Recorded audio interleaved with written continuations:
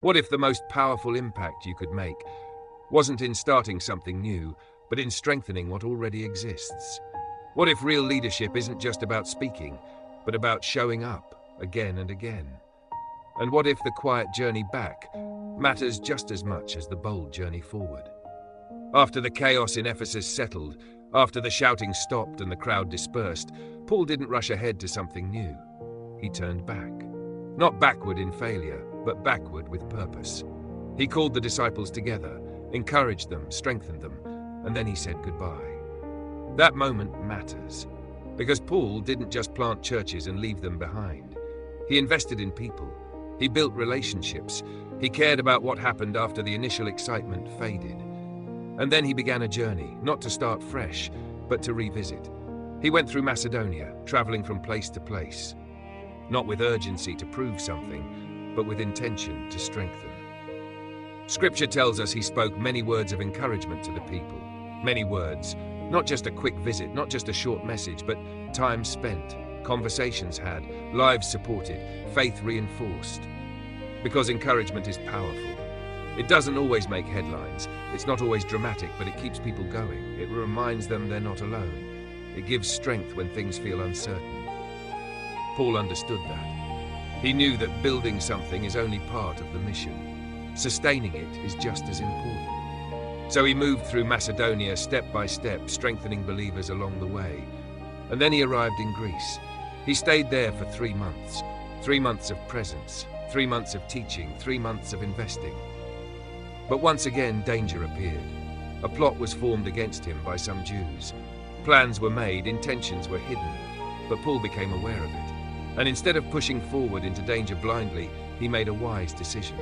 He changed his route. He decided to go back through Macedonia. This is important, because sometimes wisdom looks like adjusting, not quitting, not giving up, but recognizing the situation and choosing a better path.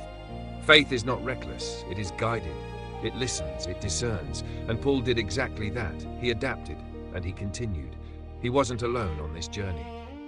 Several companions traveled with him: Sopater from Berea, Aristarchus and Secundus from Thessalonica, Gaius from Derbe, Timothy, and Tychicus and Trophimus from the province of Asia. This wasn't a solo mission. It was a team, a community, people from different regions, different backgrounds, all connected by the same purpose. That matters. Because the journey of faith is not meant to be walked alone. These men weren't just traveling companions, they were partners, witnesses, support. Each one carrying part of the mission, each one growing along the way. They went ahead and waited at Troas, and Paul followed after the festival of unleavened bread. Then, after 5 days, he joined them, and they stayed there for 7 days. This part of the story may seem simple, even quiet, but it carries something deep. Paul wasn't rushing, he wasn't chasing speed. He was moving with purpose, stopping, staying, connecting, strengthening. The journey itself mattered, not just the destination. Sometimes we think impact only happens in big moments, in major events, in powerful speeches. But here, we see something different. Impact happening through visits, through encouragement, through presence, through relationships.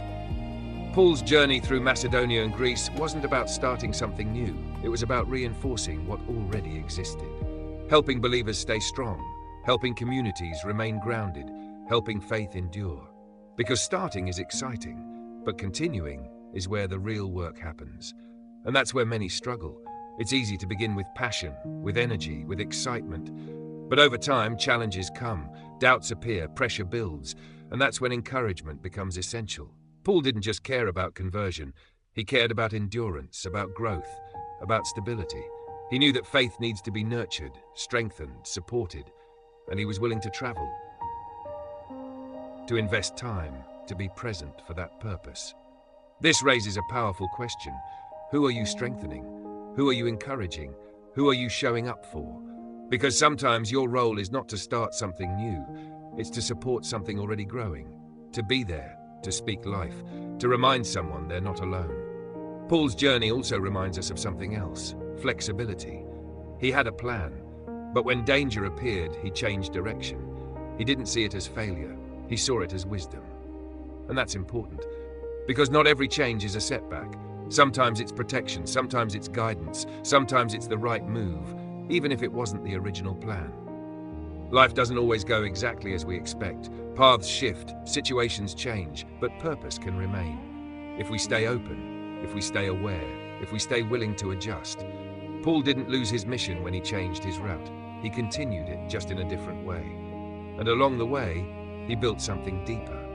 Not just churches, but people, leaders, communities, connections that would last. The list of companions shows us something powerful. This wasn't about one man doing everything. It was about many people growing together, serving together, moving together. Faith multiplies when it's shared, when it's lived in community, when people support each other, encourage each other, walk together. That's what we see here, and it's something we still need today, because the journey can feel long, challenging, uncertain, but it becomes different when you're not alone. Paul's return journey may not seem as dramatic as other moments.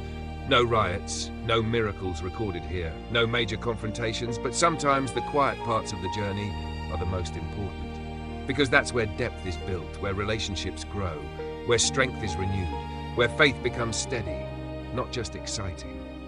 The story reminds us that not every season is about breakthrough. Some seasons are about building, maintaining, strengthening, and those seasons matter just as much.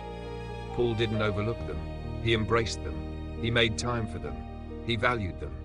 And because of that, the communities he had helped start continued to grow, continued to stand, continued to carry the message forward, without constant supervision, without constant presence, because they had been strengthened.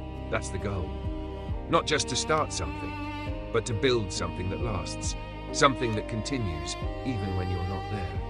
That's real impact, and it comes through consistency, through care, through encouragement, through presence. So maybe right now you're in a season that feels quiet, not dramatic, not exciting, not full of big moments. But don't underestimate it, because this might be your Macedonia, your Greece, your journey of strengthening, of building, of investing in others. And that matters more than you realize. Or maybe you're facing a situation where plans are changing, things aren't going the way you expected, and it feels frustrating, uncertain. But remember Paul, he changed direction and kept moving forward. Purpose didn't stop, it adapted. And sometimes that's exactly what we need to do. Keep moving, keep trusting, keep adjusting when necessary, and stay focused on what truly matters. Because at the end of the journey, it's not just about where you went, it's about who you strengthened, who you encouraged, who you helped continue. Paul's journey through Macedonia and Greece may not be filled with dramatic moments, but it's filled with something just as powerful. Faithfulness, consistency, care, and those are the things that build something lasting. Thank you for watching this video. If this message encouraged you, don't forget to like, follow the channel, and share this video with someone who needs strength to keep going today.